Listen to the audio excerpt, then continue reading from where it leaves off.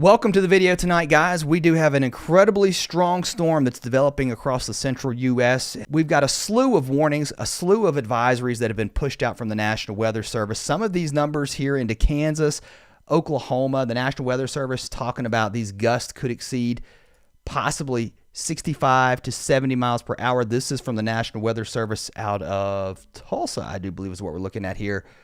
With a critical fire danger here too. And back into Lubbock, look at this. They're talking about gusts up to 80 miles per hour. And these would be non-thunderstorm winds. And we've not even talked about that yet. So let's get into the details here. Low pressure still expected to rapidly develop across the plains. There's the snow going. Big snow across Northern California as we head into Friday. This continues to push north down to 974 millibars. You're really deepening that low pressure. You've got a lot of dynamics aloft. And here's the deal, right? You're evacuating that air thanks to this strong jet streak that's moving through in the upper levels. And out ahead of this, I mean, I'm telling you, the front right side is where you watch these jet streaks. I remember learning this. This is textbook back in my thermodynamic meteorology class at Mississippi State. The first thing you look for, that front right side, I mean, that's where you're looking at for the classic damaging wind, severe weather event, even tornadoes. And look at this, very strong looking here as it moves into Illinois, through Missouri, and then north and to the east. So get ready. This wind will likely be tapped in and pulled down to the surface.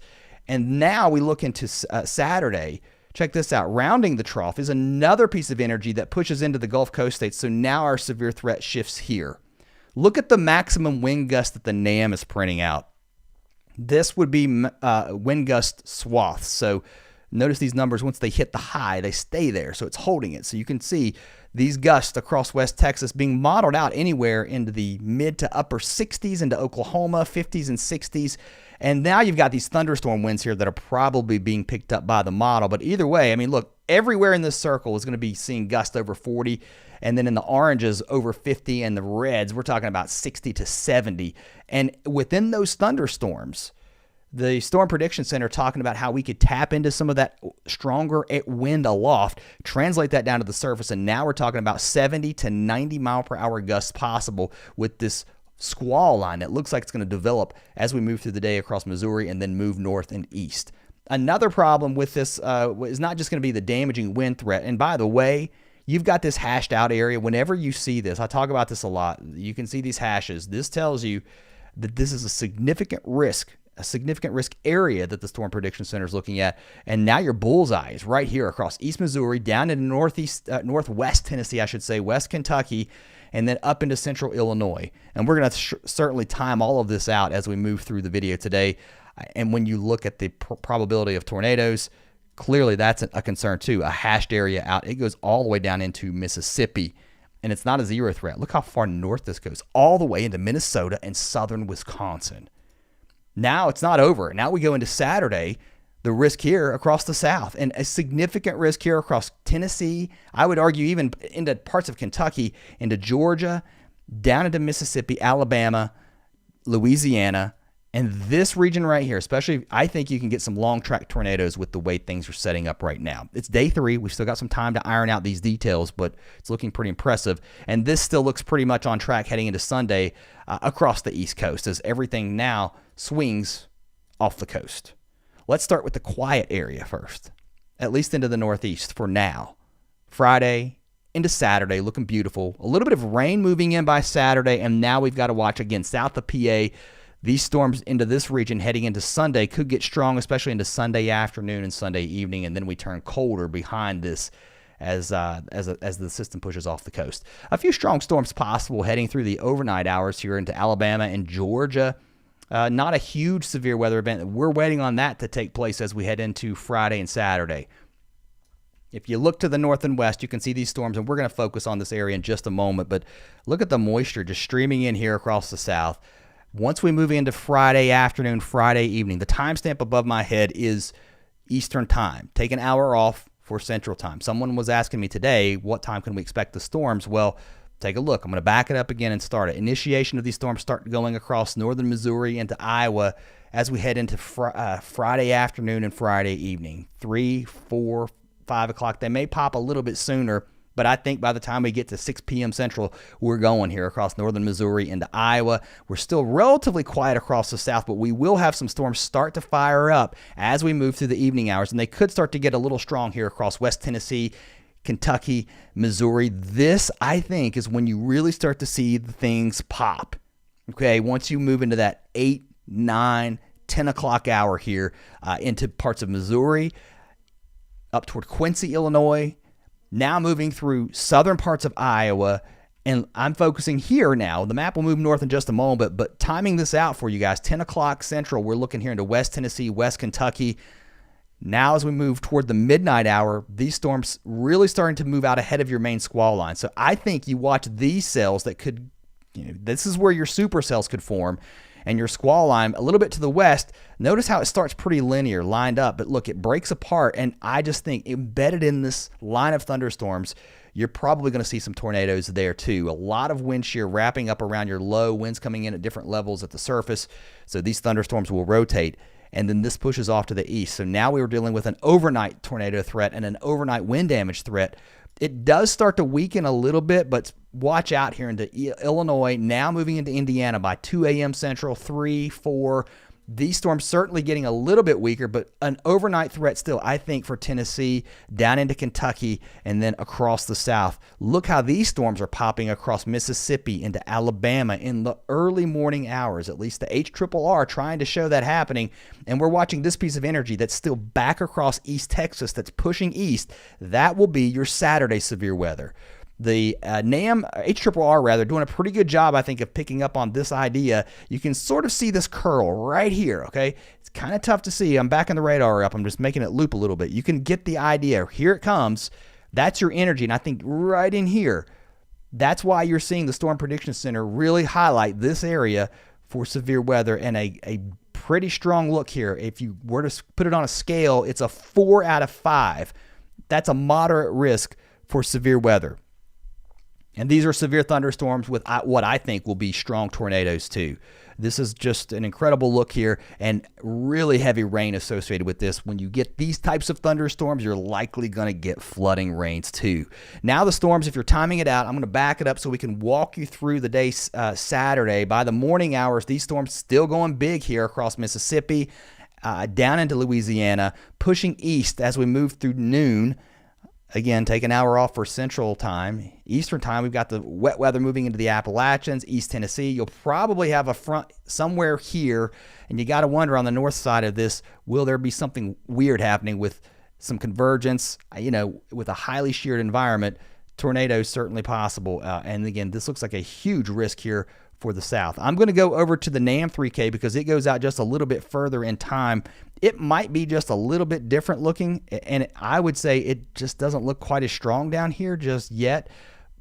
It's pushing those severe storms pretty far to the north into Tennessee heading into Saturday night. So that, I think you still watch Tennessee into northern Alabama, northern Mississippi heading into Saturday evening, and then this pushes off to the east. This is the end of the NAM's extent, and you can see how everything now for Sunday pushing off to the east. By the way, look at these dew points. I want to show you how that is surging north. Look at all this moisture moving way north, and there's your low. That's pretty clear to see. Look at your front. Showing up very well here. Dew points into the 60s, close to 60, all the way up into Illinois and Indiana. And then there's that second wave moving through the south. And now we're squeezing that moisture and that really unstable air north up along the Atlantic seaboard and putting the severe weather risk along the coast. Dry weather moves in, things calm down, and we're done with the severe weather as we head into early next week. All right, a little bit further to the north here. Let's talk about what we're going to see here around the Great Lakes, back into Wisconsin. You can see kind of parts of Iowa, a little bit of Missouri here, but look, here come the storms moving up from the southwest as we move into where are we at now? Friday evening around 8, 9, 10 o'clock. Chicago, these are still well to your west, but as we move through the evening hours, I think it's interesting to watch as your low does this. Some of these storms are going to try to sneak up into Minnesota. They're going to have a hard time. It's a little colder here, so that will be the limiting factor, but I think you watch these storms into southern Wisconsin, into Illinois. Look how this is bowing, right? So now you've got to wonder, are we dealing with some type of right, a derecho, you don't know until it really happens. It's not, but you could see a long-lived wind storm event based on this. And you see this because you see that rear inflow jet just taking those thunderstorms and pushing them out and causing that bowing look here. And that could put some really strong winds into Wisconsin, down towards Chicago, into central Illinois. And then we're dealing with that nocturnal threat for severe storms and, yes, maybe even some tornadoes through the overnight. Not a good night of sleep, unfortunately, for a lot of these areas as we head into Friday night into early Saturday morning. Now, once we're into Saturday morning, we're starting to clear out, calming down.